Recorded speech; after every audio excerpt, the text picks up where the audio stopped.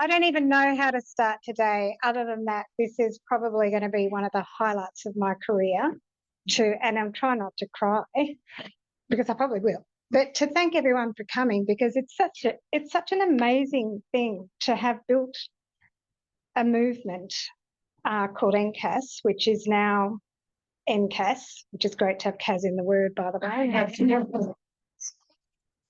But to have built something that's so special and to have people from that have worked with me for a very long time. And I wanted to thank all of you personally for coming. And also there's some couple of special people in the room. And I am going to call out Professor Graham Brown. Yes, I am, because when I started at the Royal Melbourne in 1999, and Rhina McIntyre was there, you know, my journey in this whole thing started with Graham saying the belief to actually do anything. It was so innovative. And Rhina wrote a grant for a decision support application over the weekend, which was funded by Department of Health. That grew to be Advise, which is the early decision support system, which then generated the grant for guidance. And really, I've always admired, Graham, with your politicking, that you paved the way for us to seamlessly do something just so innovative. I'm going to get to Jim in a minute. And to Jim Black, Professor Jim Black, who sat and we said, as we started to build that guidance, said, oh, Jim, we need to do something to support our, you know, clinical algorithm development for guidance. And Jim goes, yeah, I can do that. And so my motto really that I learned from back then is you can do anything you want with the will, and that technology is never a barrier. And with that in mind, that is how I started out my career and how we brought people along. And actually, I really feel like we are here at the right time at the right place, because we've done the hijacker. We've developed clinical applications. We've implemented them. We know the issues. And as AI is coming along like a steam train, we can step back and say, you know, we know what needs to be done. So thank you, Graham and Jim, for being here, and to welcome our interstate Gabby and Mel. And Fiona, I don't know whether she's here yet, but she's going to be coming. Fiona Goddison, who's come down from Barrel. Yep.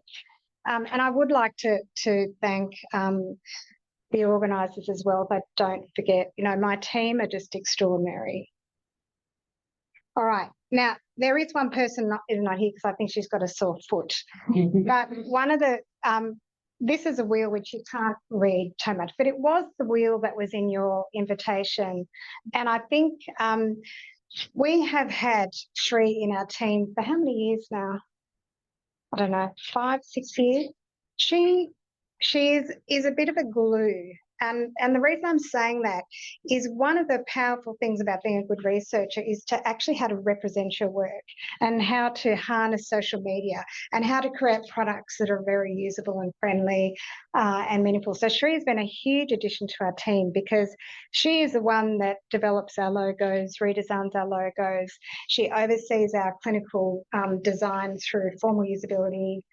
She's a graphic designer in her right. She writes books, children's books, and illustrates them. She's extraordinary. So this wheel was Shri's interpretation of all the things that we have achieved with the centre, and really recognising, I think, that orange right-hand side, demonstrating the enormous collaborations that we have, whether with ACDC, whether it's with the Commission, whether it's our partner universities like Monash University, RMIT, many departments at the University of Melbourne, I don't need to say. And I was just saying to Laura before, one of the great joys of stepping into this space in One Health was that I have learned so much from our veterinary colleagues and how they came up the back straight developing AMS when it did not exist, and are absolutely international leaders in their own right. And I have heard today that 2 of them, Amy and Ree, submitted their PhDs. So congrats. So this was the original, not everyone's there, and there's one person I only ever saw once, but we always have one of those people. We all have those people in grants, don't we? So I called him our pig expert, Frank Dunshire, but I never saw him again. But everybody else there, particularly on the right-hand side, is Glenn Browning. And the idea for NCAS actually came over a cup of coffee with Glenn up in Errol Street. And we just sat down and had a coffee, and we said, what should we do? And he said, I think we should do this. And, you know, apart from one of the streams, Laura, where we were going to be collecting poo from cattle and poultry and pigs and looking at AMR, we were able to execute every part of that CRE, and that actually generated many grants after that. So, you know, really recognising from a little team to where we got to now. The other thing I do need to specifically call out is people sort of say, look, it's amazing how you've been successful. The reason is we have had the guidance group, which was generated from Royal Melbourne Hospital, became its own department in the early 2000s. It is the department that develops and scales the NAPS, National Animal Prescribing Survey, and guidance. The NAPS is, you know, you'll hear it a little bit later from Rod, but it's been an extraordinary translational success, and it underpinned the grant application in a way because it was really one of the first national programs. We are the only country in the world that actually nationally surveys appropriateness for antimicrobials. We're the only one. And we've been able to do it, and with a voluntary program that's continuing to grow. And now we're moving into the space where we're looking at triangulating other data sources. It's extraordinary. Guidance itself, and Jim knows this very well, was really very novel. So we were one of the first applications in the world to establish a decision support system for prescribing that actually led to improved patient outcomes and reduced antimicrobial resistance. It has been sustained implementation since 2005. And Nanhar at the back here is our implementation lead. We're implementing Tassie statewide at the moment, and we are continuing to advocate for its interoperability with EPIC, because we know that the EMRs can't do what it does. But we also have in guidance, and I think its last count is 9 antimicrobial surgery pharmacists. They are an extraordinary group of people. They are my favourite people to work with. They make fantastic PhD fellows, and they provide that subject matter expertise that can help translate things that come out of NCAS and have that real deep knowledge. And many of them are co-appointed. So Court's a great example where she swings across guidance and NCAS and allows that translation. And then NCAS itself, there are many people in NCAS, but many of them have grown up into senior leadership roles, whether it's at high level veterinary, regional programs like APCAH and Australian Veterinary Association. We are working directly with the CDC. That leadership and that constant advocacy for our vision around judicious use has allowed us to be very singularly focused, and probably is the reason why we've got our second CRE. And the other favourite thing about what I saw when NCAS started was the fact that our PhDs would all work together. So the vets and the nursing, pharmacists, human health, just were in there together. And we'd have these great meetings talking about implementation science or methodologies, and they would just learn from each other. And that continued camaraderie between the PhDs. You saw the rabble in the room. That really just shows you how we've maintained that connection, and people have stayed with us and grown up into leadership roles. Core and Quarter 2, great examples of that.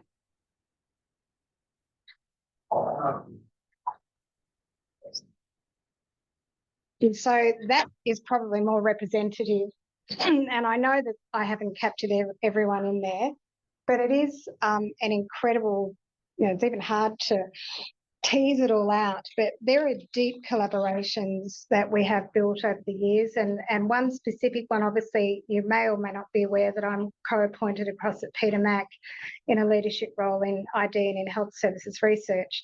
And we have a very deep collaboration with monitoring the team over there, and we have some people here like Anna Kanina. And this is that and the vets are the same, starting to really build collaborations to actually continue to drive scale and growth. So I love that picture because I think it really shows the community that we have. It would be remiss of me not to reflect on the people that allow us to run a centre, and you can't actually do it without a centre manager. So Phil Russo, who many of you will know, he's over at the Alfred now. He was our original centre manager, followed by Arjun, who was much loved by us. I used to say, if I just had a little centre of Arjun, because he was so happy and calm that no matter what was going on, you'd go, "Hi, Cass, what can I do for you today?" I'll do that. And he would just help everybody. Everyone loved Arjun. He's over in West Australia now, and he's become a senior project manager in his own right in the cancer space. And he was very sorry he couldn't be here. He sends his love to everybody, but we do adore him. Leslie is one of our alumni. So she was one of our PhDs. Where are you, Leslie? There you are. So she's an alumnus. She was working with the aged care stream. There's very little we can do without Leslie these days. You're going to hear from her a little bit later, but she's a very, very impressive and extraordinary program manager. So, down to some more kind of metrics. As you know, the NAPS is contracted by government. We have provided many, many public reports, and it actually got to a point where we said, you know what, we're really sick of sending you these big PDFs. Nobody reads them. I know you want it, but we're just not going to do it anymore. And they went, "Oh, okay, what do you want to do instead?"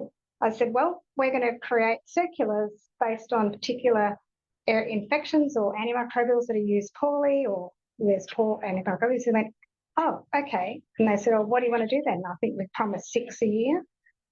Three. Oh, yeah.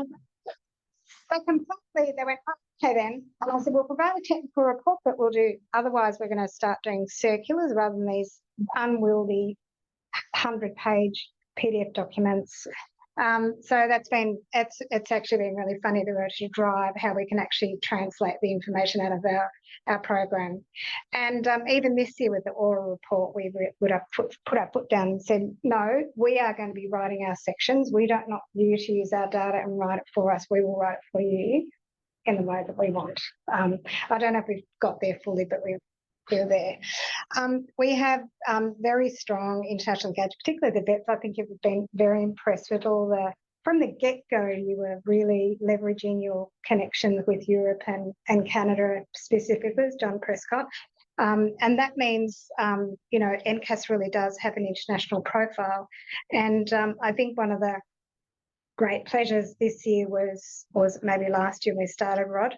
So last year when we started, Nature Reviews Microbiology emailed me to say whether I would write an opinion piece around the status of AMS globally, which allowed me to provide an opportunity for Rod, who has been amazing across both guidance and NCAS to lead, Laura, VICNISS, Mediterranean, and Courtney and Leslie and Shree into a really fantastic application, and which has really still been hopefully become very highly cited. And we were able to leverage some of the outputs for our own NCAS, because I've been in Europe and they say you can't measure a program. So yes, you can. And proof, you'll see the scaling of it later. So we have influenced policy and practice across many of those areas.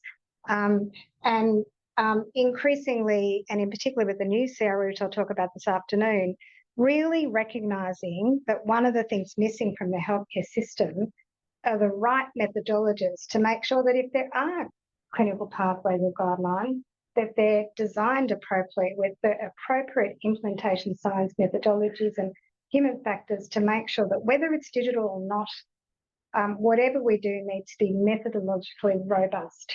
And that if we evaluate it, we have people like Lisa Hall who can make sure that our evaluation is robust.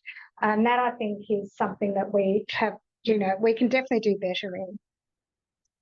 I did chuckle when the first AMR, because they sent around to all the stakeholders what what is your centre doing for the AMR strategy? And, by the time you go through, NCAS is mentioned 30 times in that first strategy. And we continue to be a key stakeholder because we do actually tick the boxes in many of the areas. And we also have a very wide engagement strategy, and it is one of the fun parts of the work because my team are really great. They love utilising social media. We have an NCAS. We moved into LinkedIn more, moved away from X. Blue Sky hasn't really taken off that much, but you will notice that we do post with both Guidance and NCAS in LinkedIn, and we have personal accounts as well. But the real passion for me is that we've the NCAS webinar series, which continues to happen every month, and we make sure we cut across all the sectors, and that consumer community engagement is continuing to grow. And when we want to do something now, how many people on the NAPS mailing list? We have 5,000 at least 5,000 end users of the NAPS, that when we want to do something, we can outreach and get buy-in. That's like amazing. And we are represented across the country. So we also lead a jurisdictional network meeting that has representation from every state and territory, where people in a position of leadership can discuss their challenges. And that allows us to continually be sort of a bit ahead of the game when we start to think about, well, what's next? So I have always said, why we're successful. It's because you have to think big, but you have to be ready to innovate quickly. We've got a lot of things going on. You've heard of NAPS and Guidance. The NISPAC is an amazing grant led by Noleen Bennett, which is actually establishing a national platform for infection surveillance, and is really an incredible opportunity. Data science is our new kid off the block. So we've got a large MRFF, $3 million MRFF, where we're taking data out of veterinary practices, EPIC hospital data and GP data, and using natural language processing and machine learning to see whether we can partially automate data to establish guideline concordance and appropriateness, to take away that manual auditing requirement for our clinicians, because we know outside of the hospital system it can't really happen. So that's a really innovative and exciting project. And equally with my team across at Peter Mac, we are building clinical platforms to support surveillance of rare and serious infections in our high-risk patients, invasive fungal infections and CMV infections. And Anna Kanina, he is one of the project leads, and I also led the development of the antifungal NAPS, which is a module in itself. And then we had an amazing project, we'll still have a project in play with Department of Primary Care, where we've been using algorithmic or rule-based assessment of guideline concordance from general practices and feeding back to the clinician. That's pretty cool. And along that way, we've continued to globally expand our reach. I would like to shout out particularly Ron and Rod, who have been travelling the world, Bhutan, Nepal, Timor, Fiji, Vietnam, Papua New Guinea. Where else would I missed? What? Bangladesh. Amazing. Bringing our programs to those countries, both mentoring fellows who want to learn about AMS, but also implementing NAPS. And we have a Captura platform where we're implementing. I know. Okay, I'm going to finish. All right. So I think that was actually my last slide. Well, that was my last slide. You're only 7 minutes. Oh, sorry. I've talked too much. But anyway, I know I talked too much, but I hope that gives you a bit of a scale and scope about what we're doing. Thanks. Can't promise I'll be any faster than Kaz, but I'll try and keep on. So I was asked to talk about the One Health aspect of NCAS, and it's been a really amazing opportunity for me to be part of this project. I started in my PhD with NCAS in 2015, right at the start, and I think the opportunity to learn from the hospital stream that was, obviously light years ahead of veterinary stewardship at the time has just really given up. Talk about right place, right time. So there really was very little known about antimicrobial use, antimicrobial stewardship in the animal space. Most vets didn't really even know what antimicrobial stewardship was at that time and how things have changed. But I think one of the biggest things that changed was the whole thinking about the benefit of antimicrobial stewardship from a One Health perspective, and the fact that we're not just doing this for human health. The fact that we can improve animal welfare and animal health is a benefit to the animals as well as the people. And so recognising those co-benefits to the environment and to animals and to humans, and appreciating the importance of each of those rather than just the importance to human health, I think has been one of the really great things that has come out of this centre.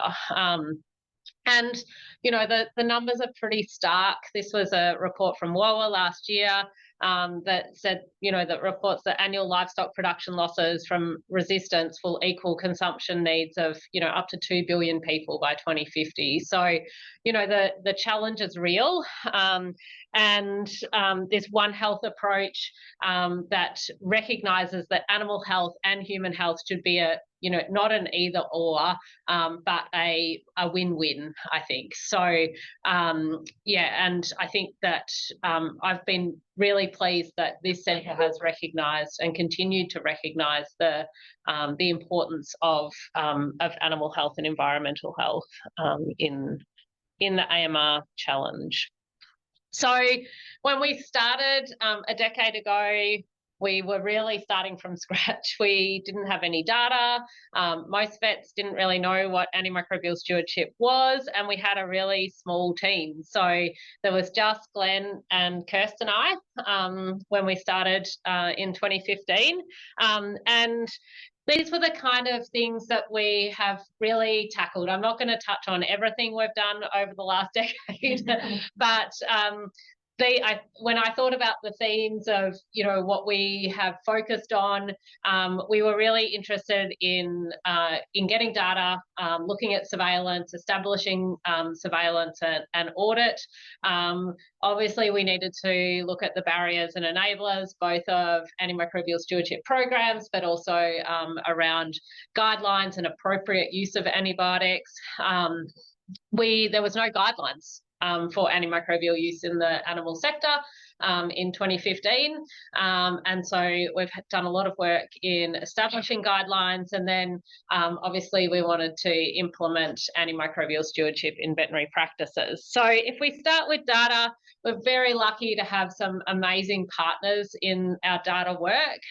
So some of the early work we collaborated with PetSure, which is the kind of underwriter of pet insurance in Australia, and we were able to look at in their database around how much antibiotics were being used in dogs and cats, and we could see that 1 in 10 cats and 1 in 5 dogs were being treated with antimicrobials. And we saw these seasonal impacts where dogs were being prescribed more over summer, which was not a huge surprise to those of us who've worked in practice, where we see lots of allergies and skin conditions in dogs in that time of year.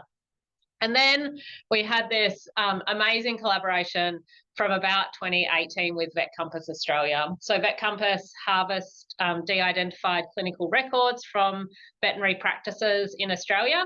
And Brian Herr was a kind of once-in-a-lifetime PhD student, I think, who had worked for Microsoft in the US as a computer scientist, and then went back and did a veterinary degree, and had also worked as a clinician.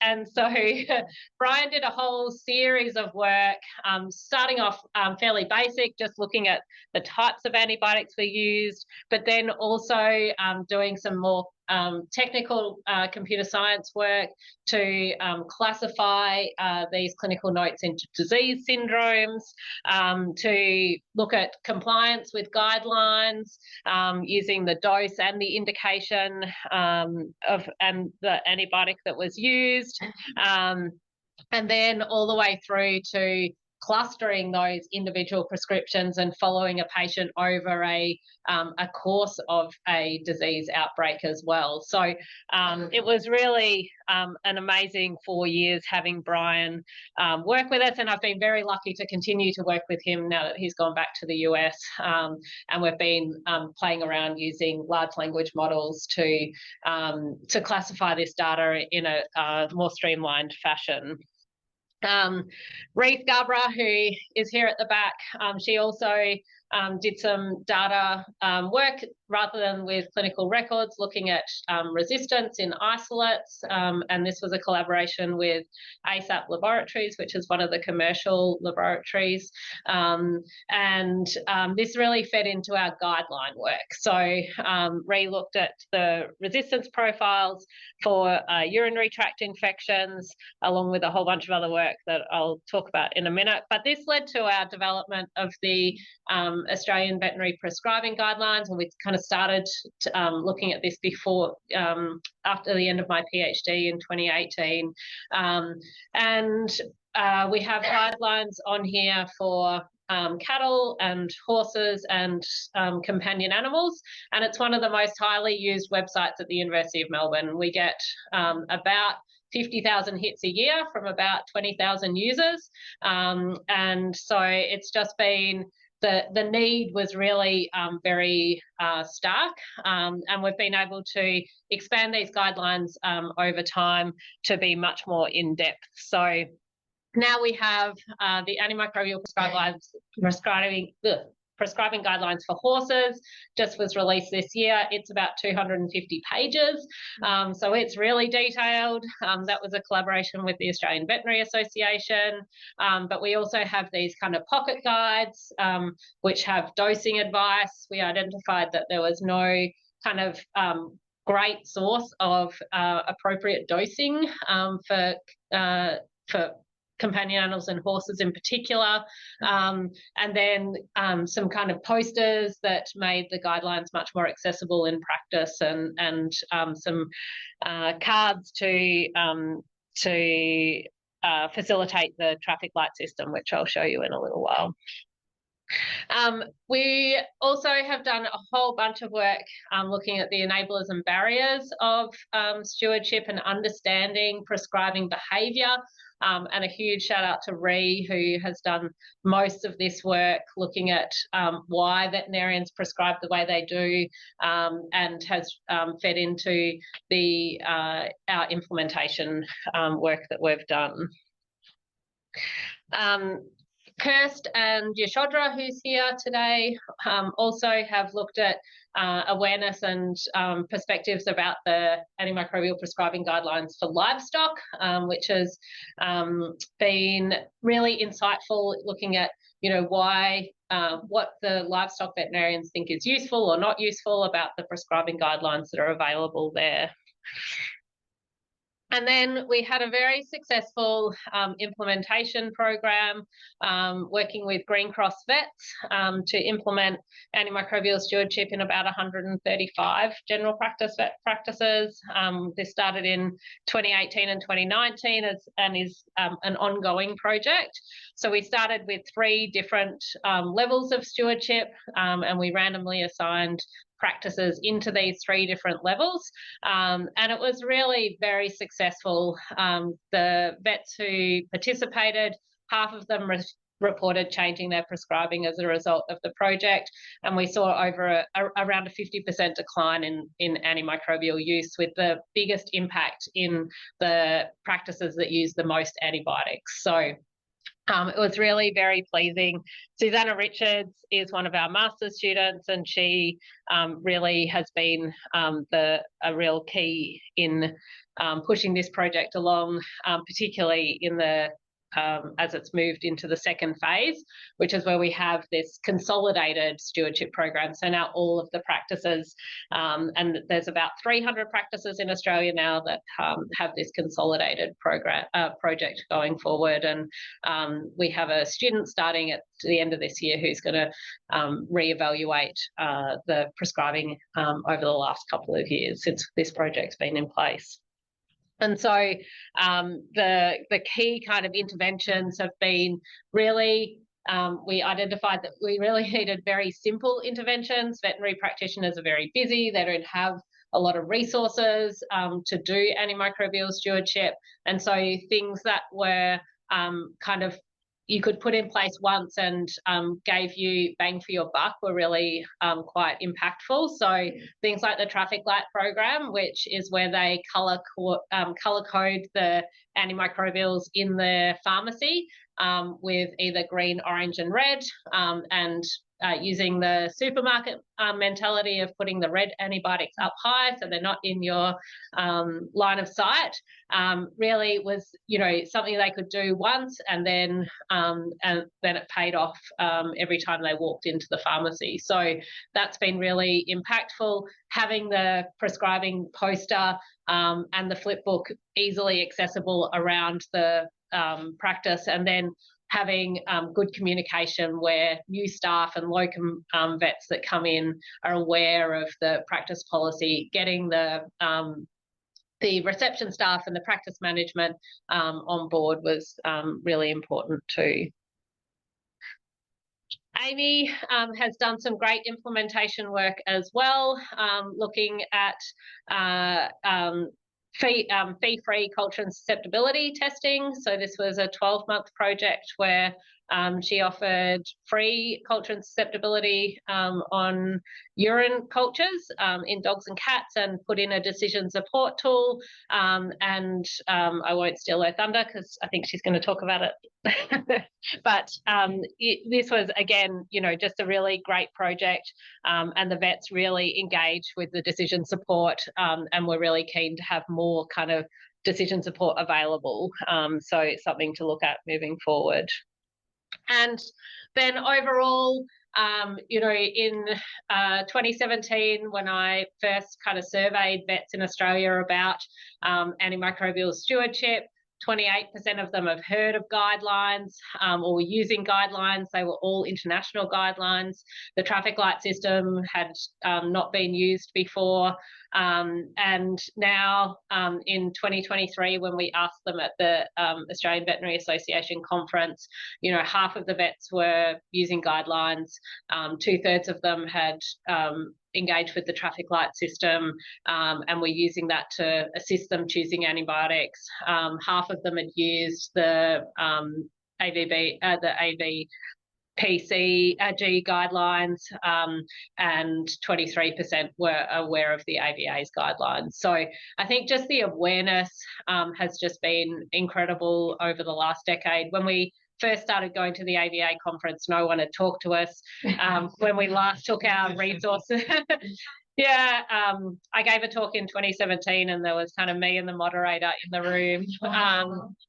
And when we last took our resources to the AVA conference, we had to get Reed to bring up an extra suitcase full of them because they all left on the first day. So the awareness and the interest has just been incredible. And you know, now when we're at conferences, people say, oh, you know, Reed's in the room, Laura's in the room, Kirsten's in the room. I can't say anything about antibiotics. So, yeah, so it's been very well received. And people say, you know, stuff like, so this was one of the questions, antibiotics are routinely given for all desexing surgeries in my practice. In 2016, 25 to 44% of vets said that, depending on the species, and now it's 3%. And for equine, 75% were using it for routine castrations, and now only 40%. So I think we are having impact, and it's been really great to be part of that journey. And now we went from 3, I think we've got about 33 now. So it's just an enormous team. I'm incredibly grateful to Lily and Kim and Kamal, who are our program managers, who keep us all on track. We definitely could not do it without them. So, and a huge thanks to James and Glenn in particular, who have led the team since the beginning. So thanks very much. Thank you very much, Laura. Now it's my opportunity to talk more about our very, very large program, the National Antimicrobial Prescribing Survey, which has been a great translational success of the NCAS, and I think it's a good example of when you get good people in the room, what you can do with it. So it's pretty good. So where do we start? Well, we started right back in 2010, and we were in a policy landscape which was basically tumbleweeds down the main street. There was no AMS in hospitals, there was no standards, there was no accreditation guidelines. I mean, aged care was even worse. There was really nothing happening, and we really didn't know, I guess, how to do. Except the Royal Melbourne. Kaz has already stolen half of my slides from her talk, and now she's talking over me in my talk. So, you know the relationship we've had for many, many years. But yes, at the Royal Melbourne Hospital, things were happening. There were leaders, Graham Brown, Kaz Thursky. Unfortunately, Kirsty Busing's not here, but they were doing some pretty amazing things around AMS. Guidance started back in 2005, so happy 20th birthday to Guidance this year as well. And advisors back in 2001, and I think Jim was part of both those. So starting off with really good basics. Because of that, both Kaz and Kirsty were invited into join the Commission's working party on what an AMS workbook should look like to help hospitals bring up AMS. And that's kind of where we all were back in 2010. So as part of that, we kind of looked at, well what's happening? AMS back in 2010, not an awful lot. How do we do it in private hospitals? How do we do it in small hospitals? You know, what was really happening? How do we do this kind of massive thing which no one knew about? What was worse is how do you do it in regional and remote hospitals? No ID, no micro, hardly any pharmacists, or no pharmacists, maybe an IPC if you're lucky, slightly appointed. So Kaz and Kirsty put together an NHMRC project, which then I started all those years ago, and we really looked to see, well, how can we implement AMS when there's nothing around? And from that, we got a paper out, which is Mixed Method Studies, the Barriers and Enablers of Implementing Antibiotic Stewardship in Rural and Regional Hospitals. And one of the things that really came out of that, we had a few summaries of some pretty good examples of what to do, but what they really cried out for was a suite of tools to be validated and endorsed to allow hospitals to assess and benchmark and improve their performance. So what we started with is what people wanted. And that's what we did. We asked people, what do you want? And that's where we kind of built that up from. As soon as that kind of happened, we then did get the first AMS book out for AMS in Australian hospitals. And that really gave a kind of a roadmap of what AMS should look like and what we should be targeting for in these hospitals. What we did do is we thought, okay, instead of going back to the basics, we'll look at what's around. So there was this program called the Global PPS, which was an auditing tool of antimicrobial use. It's kind of globally recognised now, but back then it was still in its infancy. That was trialled, but we didn't really feel it fit Australian processes as well as it could have. And we really then looked at, well, what can we do differently? So we started up a very similar program, and we did pilots in two years. And this is really kind of an activity around antibiotic awareness day to get people involved. There was a paper-based survey, which they entered data into SurveyMonkey. I then sat up till midnight most nights, analysing their data and sending it back to them, trying to get data kind of real time. And we had 32 facilities in 2011 across Queensland, New South Wales, Victoria, Tasmania and South Australia. But what we found is people complained they weren't invited to do this survey. We had this huge amount of backlash saying, well, why weren't we part of this? So we did it again the following year and then got 85 facilities, and that covered every state and every territory. We did lots of user engagement, lots of questionnaires, lots of surveys, lots of interviews to say, well, What was the survey like? Was it good? Did you want to do it? How do we do this better? And then really we kind of then took that on board, and what they really showed was they wanted to perform it online and have a good access online. I need to be flexible in how they perform the audit and to meet all the different requirements from, again, those regional remote hospitals, private hospitals, RMH, which is very advanced, and the ability to benchmark against like hospitals. They didn't want to benchmark just against national data sets or, be able to pick who and what they choose to benchmark against. And what really bore out is that we did trial the assessment of appropriateness, and they really liked it. It was much better. It was easier to transfer that into clinical advice back to clinicians. So we really wanted to build up something which had the appropriateness assessment and be able to benchmark. And we then published that as well. And it really is the first time, I think, that we've actually had a national, almost national, data set on the appropriateness of prescribing in hospitals. And that's something which I think has been really important, and has kind of distinguished us from a lot of other programs around the world. We then had the Commission put out the safety and quality standards for hospitals, and including for the first time antibiotic stewardship as a standalone criterion. So finally, not only were we putting out a survey saying please do it, it was now part of accreditation to really monitor and observe your antibiotic use and resistance that are taken at a hospital level. So that really gave us a step up where lots of hospitals want to be involved in our survey. So then we really kind of again launched what was the national program at that stage, or the NAPS program. And funding was sought and received from the Commission, so we were then funded to actually perform this survey, or at least the analysis, and for further development and expansion of our services to be able to provide a national program. It really provide a quality improvement antibiotic prescribing audit, which is available to all Australian hospitals free of charge, allow for benchmarking comparisons, and assist identifying areas for improvement. And I think, again, every single time we put something out, we went to our users and said, is this what you want? Is this useful? And we really allowed all hospitals to participate. And a really good thing is actually had big uptake from the private sector, which is what we weren't really expecting. And back in 2013, and again to coincide with World Antibiotic Awareness Week, we launched the online platform, which was then the NAPS. And that was the team back then. And unfortunately, Kirsty isn't with us again, but we're looking a lot younger and a lot less greys. Kaz hasn't changed as always. But she's not wearing the same dress this time, but she was wearing it last one. And that's what it looked like back in 2013. A bit daggy. We threw it together over Christmas. Caroline and I didn't have three, unfortunately. And, this is the survey form. What we do, try to keep it very simple. Like, we really ask people what they wanted, and there's a huge list, but we want to say, well, what's achievable, what's practical, and what can people do on one day?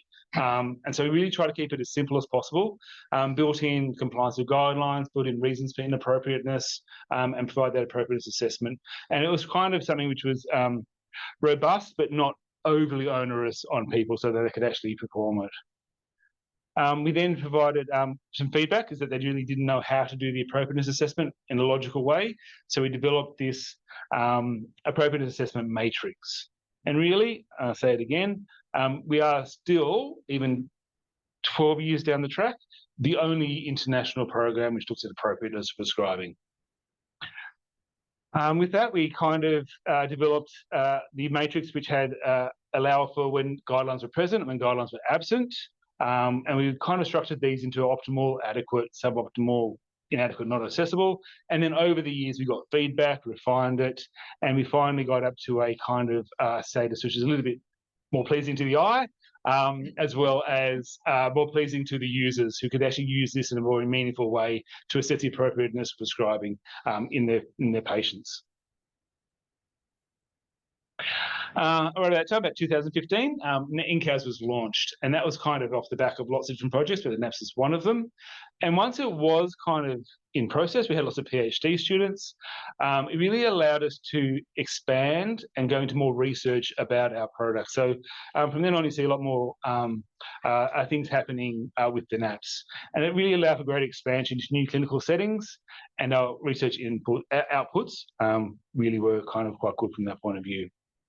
And one of those reasons was, and we talked about this multiple times, and so has Laura, and so has Kaz, we really, now that we think back, we adopted a very learning health system where we were able to, again, go back to our users, empathise with them, ask them what they wanted, define the issues, ideated a solution which was worthwhile, prototype, test, and then released as a new module. And through that process, we really have refined our modules again and again and again to make sure we keep up with new technologies coming on board, release of, say, the clinical care standards from the Commission, so we incorporated those questions into the NAPS.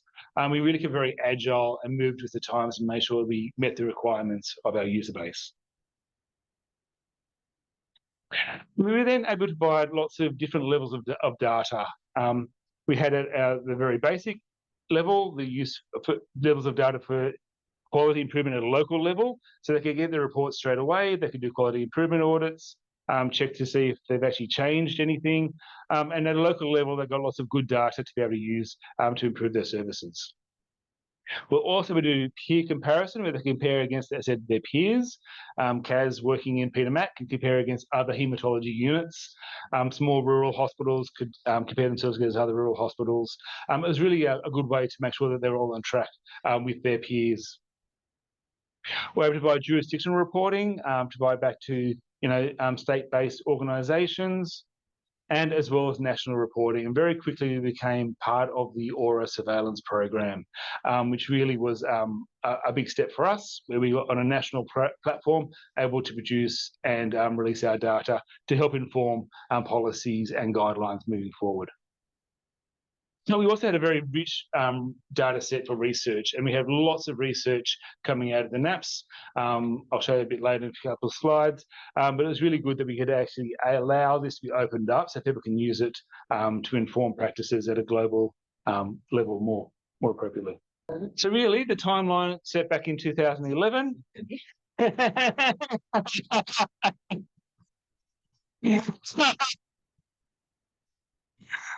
So we've come a long way. So we started back in 2011, our pilot APS with SurveyMonkey. 2013, we launched our first platform, which is very exciting. In 2015, our second setting came into play, where we had our aged care audit released. You'll hear a bit more about that from Noleen.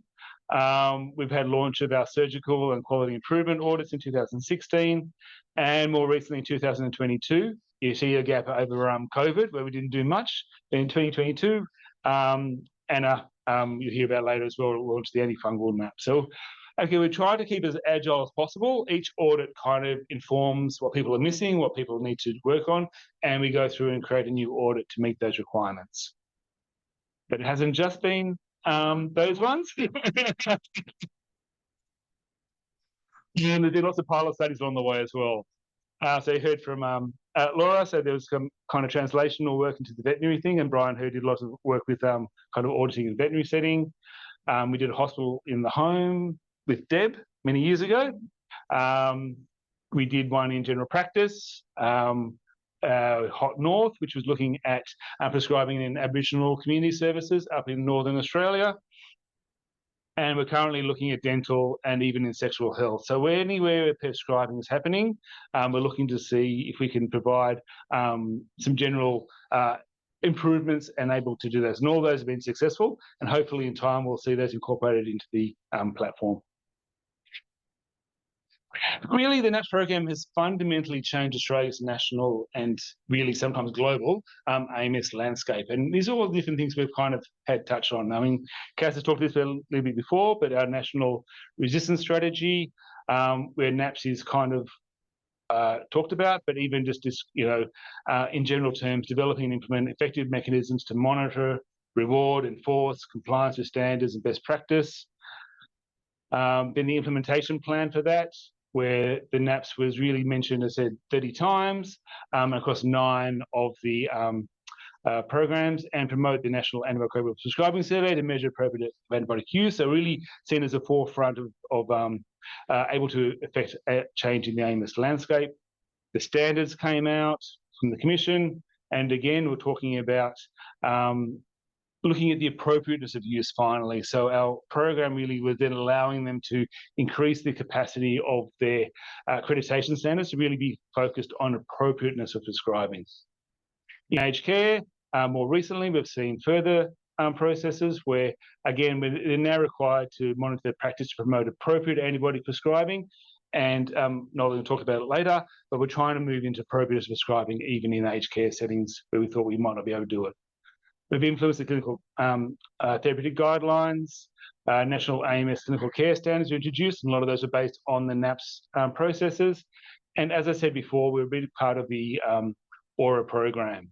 And if people don't know about the AURA program, it really is a way we bring in antibiotic consumption, antibiotic use, antibiotic resistance across the human setting, unfortunately, at the moment, but that's community and in hospitals. And the NAPS really is a whole cornerstone of that. The hospital NAPS, the surgical NAPS, the aged care NAPS really inform quite a bit of that AURA program. We've also seen aged care NAPS be mandatory in Victorian public aged care homes, and we've had a lot of workings with the Australian CDC, and we're part of the roundtables of what the ACDC should look like. And as it's launched early next year, the NAPS is actually going to be part of the ACDC and informing, and part will be funded directly from the ACDC.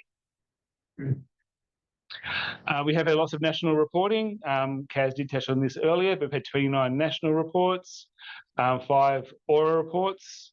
Of course, a bit lagging, so the next 4 national reports and 6th AURA report have already been written, and hopefully they'll be out very, very soon. And those 8 circulars, which I think are a much more useful way. And we're going to thank, first of all, Sri, but also Lisa, for helping us develop these. And I think they're a very more practical way to digest our data and provide it back in a meaningful way.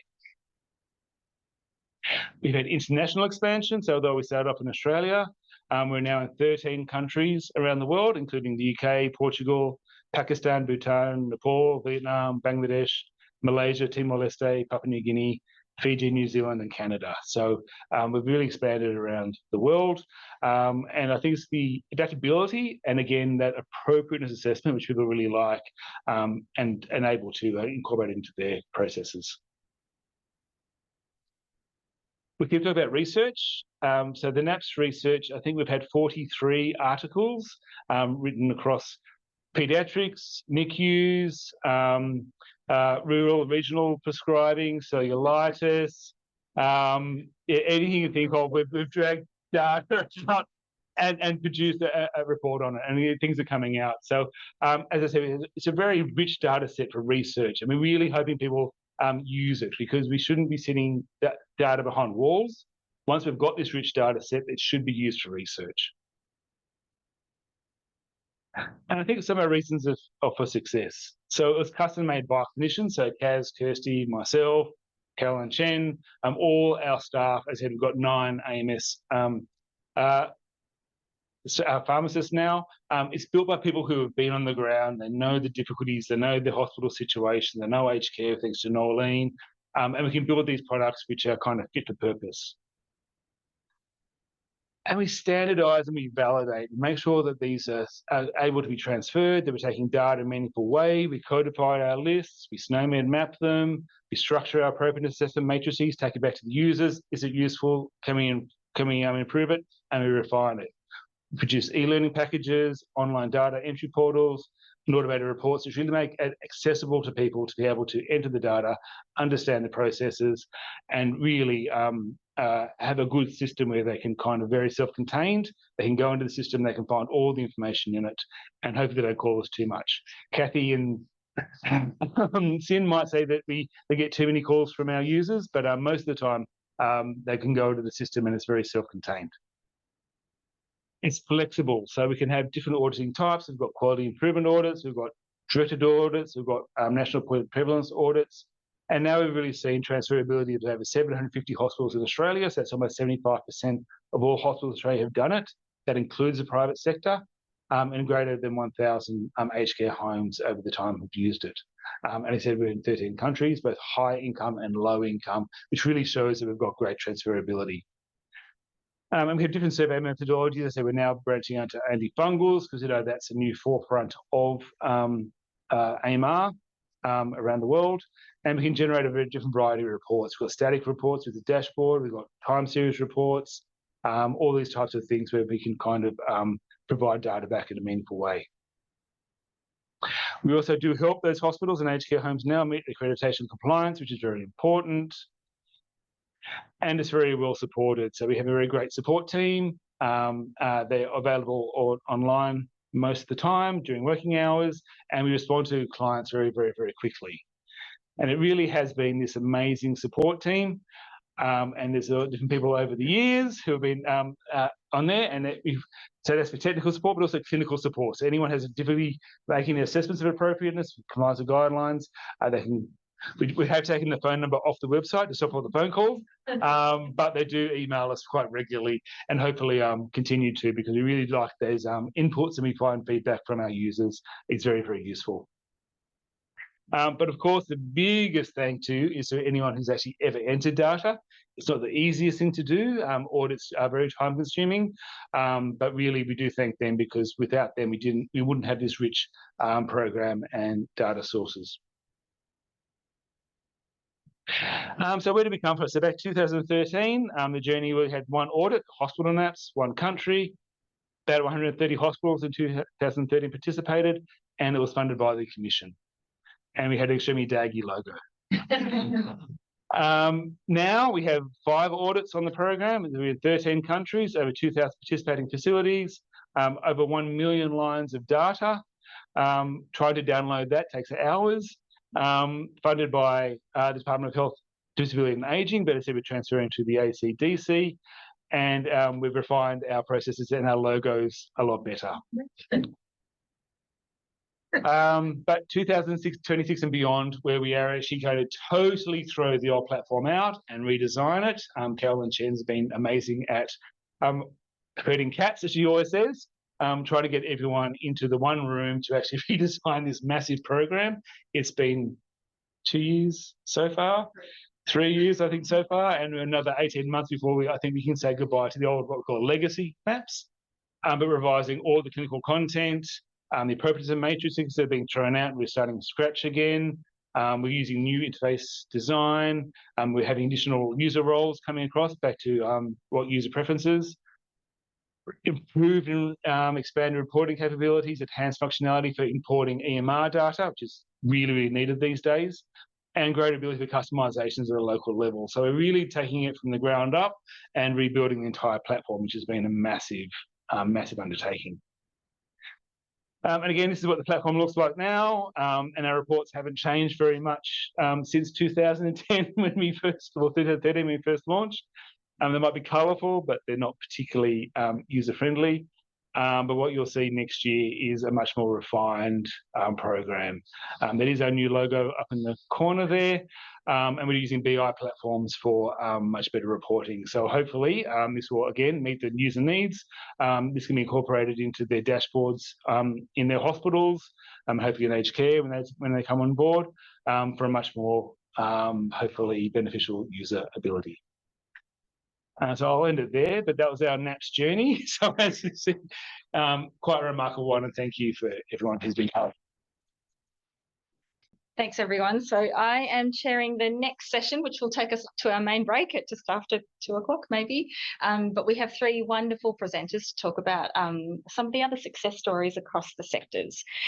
So I would like to firstly introduce Dr. Mauricio Coppo, who's a vet with a very strong interest in infectious diseases, One Health Implementation and International Cooperation. So after graduating from the University of Chile, he worked in the poultry industry for several years before embarking on postgraduate studies at the University of Melbourne. He holds research appointments with APCAH and also has extensive research experience in vet microbiology, which underpins his current work, focusing on strengthening animal health and One Health systems in developing countries. He's worked with governments in more than 10 countries around the world, providing technical support on managing antimicrobial resistance and facilitating cross-sectional engagement and advocating for a One Health approach to data interpretation and use. Welcome, Mauricio. Thank you very much. Well, thank you very much for having me today, and congratulations for the 10 years. I've been involved with this work for the last maybe 5 years. So I started in 2020. Before that, my career was in virology and chicken immunology, which is weird to the people who are in the medical area things, because it's like, chickens have an immune system, yes, but they don't have lymph nodes. So, all right. So through the work of the last 5 years, and let me get this. All right. So we've been engaged in a few different projects, and from what I understand, we started, and I come from the Asia Pacific Center for Animal Health, same as all my vet colleagues. And this started, I think, when in 2019, there were these trips organized to go to Bhutan to talk to people about Fleming Fund program there, the fellowships. And you came and you said, James, what are you doing next week? Do you want to go to Bhutan? And that meant that we started this involvement. So from 2019, we started this engagement with Fleming Fund, which has been a very big program of activities in Africa and in Asia. So they've divided it in sub-regions. So they have the Western Africa, the Eastern and South Africa, and then there's South Asia and Southeast Asia. So we've been involved in delivering fellowships, professional and policy fellowships in these countries. And so we've had I have personally mentored more than 50 fellows from those countries. It's been a wonderful experience to meet all these wonderful people. And because we have a broad range of different countries with different capacity and different education systems and different everything. So it's been understanding how animal health systems work from very organized places like Bhutan, where they have really, really good systems in place for animal health, to a country like Timor-Leste, which has 20 years old and a very, very rudimentary animal health system for the country. And until 2 years ago, there were maybe 2 or 3 veterinarians that worked there for the country, for the Ministry of Agriculture. So that means our approach to mentoring and providing training has need to be very adaptive. Since last year, and because we had such a successful delivery of the fellowships, we were asked to submit a proposal to deliver a regional grant for Southeast Asia. So that includes Vietnam and Indonesia and Laos, which we hadn't worked before, on top of Timor-Leste and Papua New Guinea.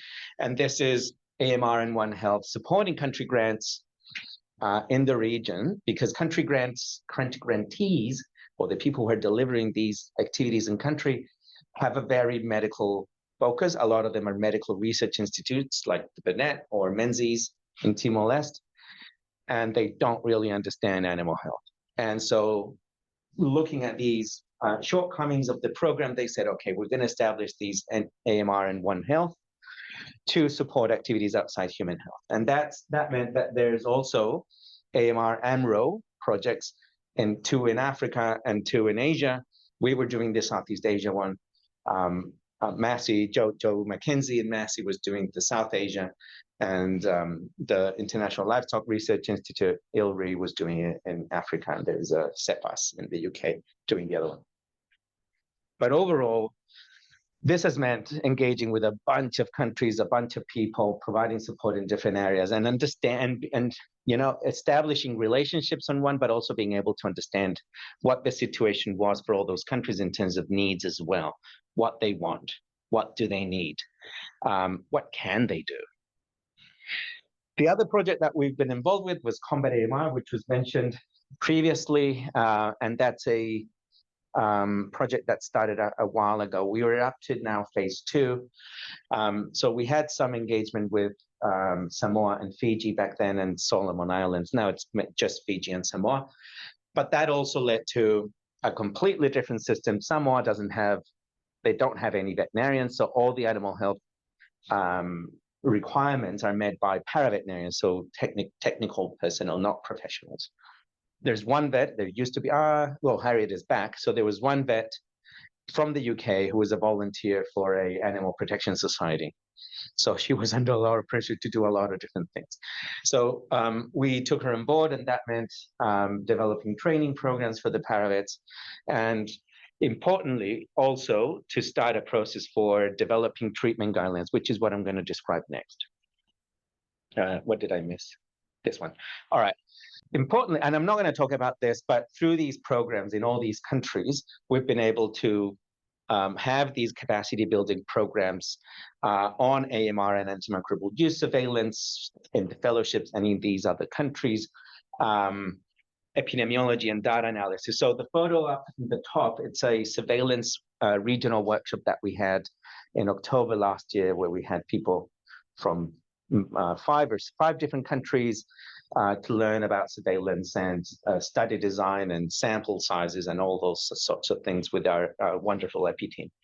The photo in the bottom is me mentoring and providing training to fellows. This is a while ago, because those are fellows from phase 1, so it was a while ago. But essentially, it's been a lot of training, a lot of mentoring, a lot of time spent on that, and meeting these people and creating these networks. So a key thing that we've been able to establish is networks of people across countries. So we made an effort always, if we had activities with the fellows, to bring all of the fellows to Melbourne to spend here 2 or 3 weeks together from 5 different countries. And that meant that very good friendships and relationships were established through that process, and collaboration between them. And so at some point we had our Bhutanese fellows who had some money left over from the country grant, and they were like, well, we have this money to travel, what do you want to do? It's like, okay. So they just went and visited their colleagues in Nepal to understand what they were doing. And at the same time, because we have this working relationship, now in January we have a group of people from Bhutan to learn about genomics in our lab. So it has been really, really rich relationships that we've had. So training in lab skills, bioinformatics, farm biosecurity, which for you, I don't know if, this side of the room I know, maybe from the back, but it's like IPC in hospitals. So measures to prevent infections coming into farms, but also at a farm level, but also at a national level. Data interpretation and use, which has been a big, big thing. Fleming Fund throughout all the countries established a surveillance program for antimicrobial resistance in healthy chickens, looking at E. coli and Salmonella and indicator bacteria or zoonotic bacteria, and the resistance in those species and those target organisms. But the data that was generated was for public health purposes, because they're not, the AMR data cannot be used for guiding treatments. And what we found is that people are using that data to guide treatments, and not only in chickens, but also in dogs. So it's like, oh yeah, the E. coli that we found was, resistant to whatever, gentamicin. And so now we're using this enrofloxacin in dogs because it was susceptible in the panel. And so that has become a key component for us to say, well, data from healthy animals is for public health purposes, data from sick animals is for treatment purposes. The problem is there is no data from sick animals, or very, very, very, very little. So there's this imbalance of access to data and information. Antimicrobial stewardship has been a big component as well of what we do, given our strong involvement in NCAS and history of the research that has been done in the group before we started these international programs. Also policy advocacy. So we had another regional workshop earlier this year just on how to use data for influencing practice, so antimicrobial stewardship, but also how to convert that into policy. So that was a big, big big thing. And we had specialists in cattle, specialists from in aquaculture, specialists in pigs, to come together and provide that training to the people in the different countries. And as I said before, establishing One Health networks and start to have the conversation about how do we make these networks and these conversations work. I've talked a lot. I haven't gone into it. It's the main topic, which is developing prescribing guidelines for animals. So given the experience that our group had in developing treatment guidelines for animals for Australia, and I know that Laura had the same screenshot. So what we've done is adapt these treatment guidelines that we have developed for Australia to countries that are interested in having. And so having these conversations, we realize that everyone wants treatment guidelines because they're not available, except Bhutan. Of course, Bhutan has their treatment guidelines, prescribing guidelines for animals, and they've had it for a while. So they've now reviewed them, and that's pretty good. But that's the only country that we're working with to have something of that sort. So what we did in this co-development program was to look at what data was available. So this is the example of, I had a flag, but it went out. So this is Samoa. Samoa, they didn't have any AMR data, but they had some treatment records from the paravets that go out into the field and some information about what the animals had, how many animals were treated, what they were treated with, etc. So one of the things that we found out is almost half of the animals that were visited, or the cases that were visited out in the field, had a prescription. But the other important thing we found was they were underdosing their patients. So, and this is mainly because they couldn't estimate the weight appropriately. So big part of the training was into that, is like, how do you estimate the weight of an animal, a cow? So they were giving 1 ml of whatever preparation to a cow, and when they should have been given 15. So very, very, like, a lot of underdosing. And so that also led to understanding the need for that, for instance. So we added to the treatment guidelines some instructions on how to estimate weight of animals based on measurements, because they don't have scales. So how do you estimate? Using a measuring tape around the chest or the length of the animal, and with that you have some formulas and you can calculate the weight of the animal. I know, like, looking at these guys, they're all nodding. And for the rest of the room is like, so how do you do that? And so lots of antimicrobial use for castration and in wounds as well, wounds in most animals. In Fiji, there was no data at all, none. So no AMR data, no treatment records, no nothing. So essentially what we did, depending on what was available, was look at what are the drugs that are available in each of the country, to say, okay, what do you have? What can you treat with? And what's appropriate to the different conditions, or what we think would be the most common syndromes or diseases that you will find in the animals that you're interested in developing guidelines for. So this is an example of what's in the Fijian antimicrobial prescribing guidelines. And as you see, there's the repertoire of antibiotics is very, very simple. So there's penicillin, amoxi, tetracycline long-acting and not, and trimethoprim sulfa. So that's the situation in Fiji and Samoa. Very different to Indonesia, where there's colistin and enrofloxacin and ciprofloxacin and all sorts of fluoroquinolones and other stuff. All right. So, but depending on the situation in each country, we would what did I do there? All right.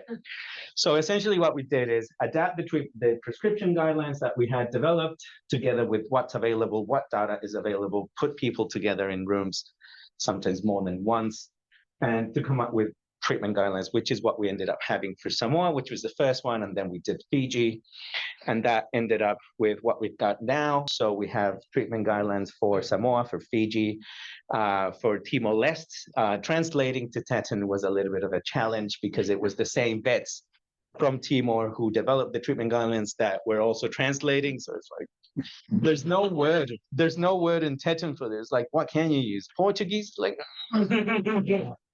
maybe English. All right, let's use English. So the if you look at the book, so we had it printed this Monday, and this was yesterday. So we had the launch yesterday in Timor-Leste. And so we have Glenn in the middle and Anna and Juanita, who's the chief veterinary officer. And so they had this big event yesterday, but it's been very good. The other thing, so we're also developed treatment guidelines. We're in the process of developing treatment guidelines for Papua New Guinea for the species they're indicated. And same for Indonesia. Indonesia just cattle. And we're hoping to launch those in December, in a month from now. So it's been a lot of work, but it's been very fruitful in the end. And hopefully these will lead to better antimicrobial stewardship outcomes. What we've started now, in Fiji at least, is to start evaluating how people have been using the treatment guidelines. So that's part of the process that comes next, hopefully, if we can get a way to do that. Sustainable development goals, I put them here, and it's not a mistake that it's in Spanish on the other side, but this is just to represent that the world is very diverse, very, very diverse. And so when we're talking about antimicrobial stewardship interventions for sustainable development goals, it means addressing poverty, addressing access to food, addressing health, addressing wildlife, addressing the environment, life over and underwater. It's addressing all sorts of areas that are not just human health, which falls into the One Health category of things. So it's I think one of the great things about this NCAS has been this collaboration, so fruitful, that has been happening over the last decade. But essentially, it's recognizing that if we want to have sustainable development goals for 2030, so that's, I mean, clearly not going to be able to achieve all of this. Number 17, it's partnerships for success. And so I think this is a really good example of a partnership for success, which leads me to One Health implementation. One of the main things, and I mentioned this when we had the VASAP the other day, is that there's huge imbalance in the resources that are allocated to sectors outside of human health. So there's no veterinarians in Samoa, for instance. And the same goes to collecting data, to antimicrobial resistance, lab capacity, and that also means data availability. So when we talk about One Health, there's this big conversation about data sharing. So how can we do some data sharing? But when you don't have data, then there's no sharing that's going to happen, because there's none, right? It's different. It's like you can't really do it. And so that means that there's no reporting and no decision making. So one of our key things that we try to do is how do we get that? How do we start with the basic, which is getting that's useful? So knowing about resistance of E. coli and Salmonella is really important, but it's not useful for practitioners in the field. So how do we start the conversation for them to start doing culture and susceptibility for pathogens of importance, or veterinary importance? And I think that's my last one. So next steps. So we got a CRE for One Health. It's building resilient One Health communities. I'm not going to talk about it in detail, but it's essentially looking at a few different things. So there's antimicrobial resistance, surveillance of endemic diseases in animals, and zoonosis, and all of that linked to food security, which is a key thing in low and middle income countries. This was co-funded by NHMRC and the Department of Foreign Affairs and Trade. So we'll be working in Bali, in Indonesia, in Timor-Leste, and in Papua New Guinea with this program. So thank you very much. People. Thank you, Mauricio. So our next presenter is Associate Professor Noleen Bennett, who's well known to all of you. She's a Senior Infection Prevention and Control Consultant with NCAS and VICNISS. Thank you, Noleen. Thanks. As I remember it, in 2015, Kaz, Rod and Caroline came to me and said, would I like to assist in developing the aged care NAPs? They said, It'll be easy. Okay, nothing happens in aged care. In this presentation, I'm going to just throw it to a little bit of aged care NAPS data. I'm going to give you some contextual information, and then I'm going to touch on current AMS priorities. In the last slide, I'm going to give you 2 take-home messages. So early days, early years, 2016 and 2017, we had between 256 and 276 facilities participate. And we were delighted. So much so that we sent them a certificate of participation. In 2024, we had 883 facilities, aged care homes, participate. Yeah. No, they didn't get a certificate. So what's been happening? Well, in 2019, in the aged care quality standards, for the first time, AMS was mentioned. And it was the aged care NAPS that led to antimicrobial stewardship being included in these standards. In standard 3, a requirement was that there was practices to promote appropriate antibiotic prescribing used to support optimal care and reduce the risk of increasing resistance to antibiotics. And in standard 8, the organisational governance, a clinical governance framework should include, but is not limited to, antimicrobial stewardship. In 2014, the USA CDC published their core elements for hospital antibiotic stewardship. And they realised pretty quickly hospitals are different to aged care homes. And so in 2015, they published a similar document for nursing homes only. In 2018, here in Australia, the Antimicrobial Stewardship in Australian Healthcare publication was published. And at that stage, there was no aged care chapter. That came in 2020. So we were ready to really get started on AMS in aged care. And then, of course, there was the Royal Commission into Aged Care Quality and Safety. And the report was damning. It exposed widespread neglect and systemic failures. In its final report, it called for a fundamental overhaul of the sector, and that aged care in Australia was unacceptable and required urgent, sustained reform to ensure older Australians receive safe, compassionate and high-quality care. And of course, then there was COVID. And for aged care, they suffered the most, didn't they? It was disproportional to everywhere else. Total resident COVID-19 cases to date is 260,756, and resident deaths to date is 7,604. In 2021, because of COVID, this new position became mandatory for residential aged care home IPC leads, and their responsibilities was to include overseeing AMS programs in the facility, that it was to be an increasing part of their role. In 2024, funding has now been provided for aged care on-site pharmacists, and their responsibilities will include, or do include, medication reviews, high-risk medication oversight and implementation of facility-wide quality use of medicines, which of course then relates to AMS.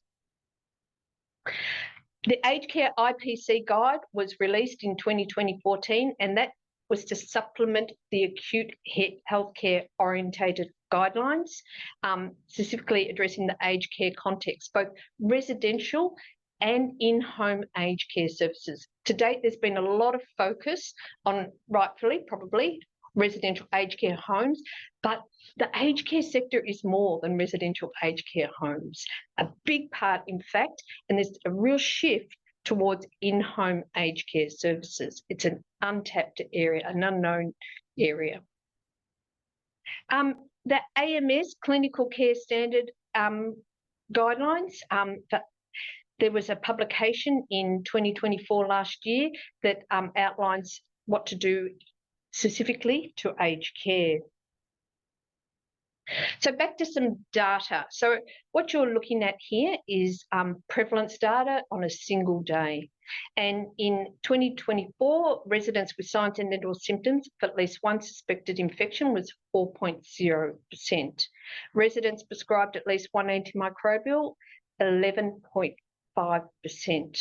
And residents prescribed at least one antimicrobial, excluding the topical antimicrobials, 6.8%.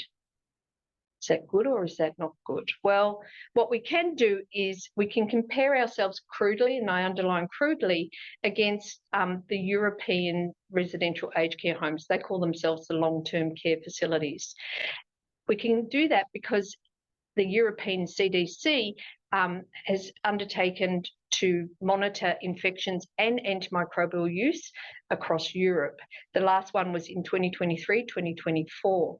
So again, crudely, if we look at residents with signs and symptoms of at least one suspected infection here was 4.0%.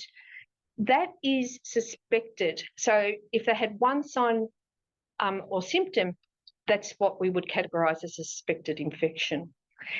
The 3.1% that Holt measures is true infections according to the McGear surveillance definition. So it's a bit hard to measure one against the other, but probably we're somewhere in the same ballpark as what's happening in Europe. If we look at residents prescribed at least one antimicrobial excluding topical agents, we're 6.8%. In Europe, 4.1%, but they exclude two there, the antiviral agents, as we measure them. I have to think, just again, crudely, that probably we are higher still than what's happening in Europe. Bit of research, Kaz made mention, has come as a consequence of our aged care NABs with our partner centres, ROSA, the Registry of Senior Australians, and VICNISS Coordinating Centre that's co-located alongside NCAS at the Peter Doherty. We were awarded an MRFF grant to start looking at infection surveillance programs across the residential aged care homes. So that was 2021 to 2025. And that program is ongoing now. The public residential aged care homes in Victoria are required to participate. As one of the objectives of that grant was to develop a platform that focused only on surveillance for the aged care sector, and that's what you're looking at there. A second grant then we were awarded Safe at Home, and that's where we're looking at infection surveillance program and antimicrobial use program in these in-home aged care services. Again, we're working with ROSA and VICNISS, but also Silverchain, which is one of the largest in-home providers for healthcare and for aged care. Lots of publications have come out of the aged care stream, and I just want to highlight the work that Leslie did as part of her PhD, and particularly her work on antimicrobial stewardship near the end of life in aged care homes. So where are we now? Well, there's the new strengthened aged care quality standards that have just come out, and note, and I've circled it, person-centred. Very much the emphasis in the aged care sector now is that everything must be person-centred for good reason. The other statement, the other standard that I want to highlight is clinical care, and that's where antimicrobial stewardship again is mentioned. So under 5.2, preventing and controlling infections in delivering clinical care services, it makes mention that they need to be demonstrating antimicrobial stewardship activities. But let's swing back to the data. So as I said, residents prescribed at least one antimicrobial, 11.5%. Good or bad? Well, it's time we started looking at appropriateness. I think we're all agreeable. And some key factors to consider related to patient infection and antimicrobial. What you're looking at is our Friday meetings when we start talking about antimicrobial appropriateness. And Kathy's in the room. You want to put your hand up, Kathy, and Josephine working alongside you, have come up with this algorithm. What I can promise you, this is the back end. The end users will not be using this algorithm. They will not even get to see it. Instead, they'll get this user-friendly front. Sorry, Shree's not here that I can show her my little see. So all I can say is we promise the end users that it'll be simpler for them to use. Antimicrobial appropriateness. So in summary, here's your two take-home messages. So aged care reform has significant implications for AMS, with increased expectations for services to implement formal AMS programs, monitor antimicrobial use, participate in national surveillance initiatives, and meet strengthened governance, person-centred quality standards under the new standards framework. If we're not meeting with the persons at the centre of aged care, then we're going nowhere. And the second take-home message I want to make is that the aged care NAPS rebuild will be measuring antimicrobial use, but importantly, we're going to start drilling down. We're going to start looking at appropriateness to allow for more precise, data-driven AMS strategies. Thank you. I'll thank the auditors. I want to thank the aged care auditors because despite all the challenges of the last 10 years, my goodness, there's been a lot for them. Those champions that have continued to participate, really outstanding. So thank you. And just coming up to our final session, so I know Dr. Courtney Irano needs to know her introduction, but she's a senior postdoc research fellow with NCAS and has been around since the very beginning. Yeah. And so she's here to talk about tertiary and primary care. Yeah, thanks, Kaz. I know that we're running a bit over time, so I will do my best to cover off 7 PhD students worth of work in hopefully 10 minutes. So bear with me. I went back and looked at the original CRE application, and these were the overarching questions of what the team were wanting to accomplish. How antibiotics are being used, what were the drivers, what interventions fit workflow and are acceptable, and what interventions are effective and sustainable. In that application itself, there were 6 streams, and I am going to attempt to cover off what was covered in tertiary, rural, regional, and general practice. The overarching methodology of all these PhD programs was generating and reviewing the available evidence in the literature, proposing solutions with a mixed methods design using available quantitative data, collecting quantitative data, and then undertaking qualitative research too, and then triangulating all of that together, and underlying that with the implementation and behavioural frameworks to propose solutions.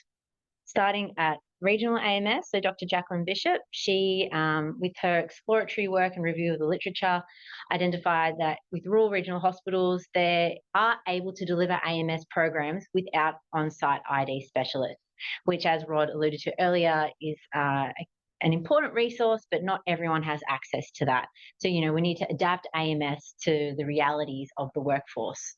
That success relied on engagement, flexibility, and strong teamwork, and supported by governance, leadership, and accreditation.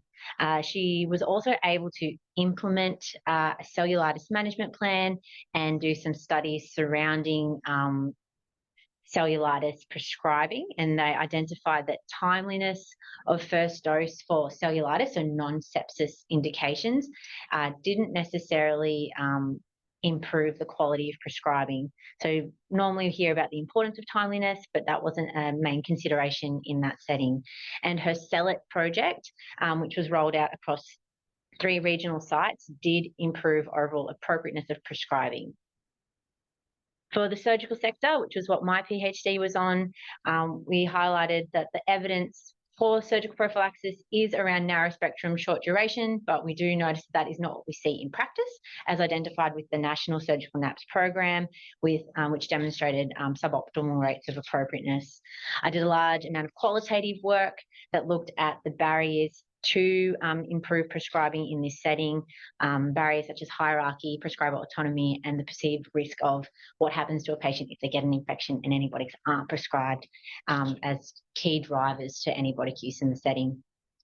And then I proposed a framework of how, I love to improve antibiotic use in this space, which I hope to take on now in postdoctoral work with RADAR. Fiona, who should hopefully be here shortly, she looked at the role of nurses in stewardship and highlighted that what nurses do is substantial. They don't recognise that what they're doing is AMS as part of their daily job, so it's quite undervalued. She does a lot of work in promoting the role of the nurse and how to build that capability uplift to highlight their role and their value. She also was involved in a multi-country survey, applying the theoretical frameworks that we used a lot throughout the PhD programs, the COM-B and the theoretical domains framework. And that highlighted the importance of AMS training and the stronger stewardship programs that were in place from that. So providing the training and the education for that capability uplift. And Fiona will hopefully be finishing her PhD next year. In terms of antifungal stewardship, Karen Ivanchik was heavily involved in developing national antifungal stewardship consensus guidelines, led surveys highlighting the variability of antifungal stewardship across settings, and benchmarked antifungal stewardship maturity of programs.